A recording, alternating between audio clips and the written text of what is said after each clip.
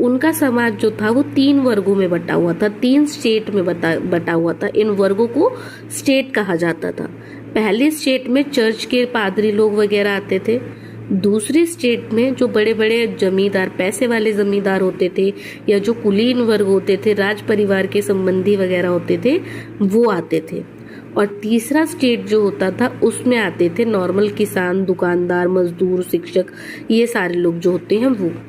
तो अब इन 3 वर्गों में से जो पहले 2 वर्ग थे उनके पास भर भर के बेनिफिट्स होते थे, गवर्नमेंट राजा की तरफ से मिलने वाले बहुत सारी प्रिविलेजेस होती थी, और इनको टैक्स भी नहीं देना पड़ता था।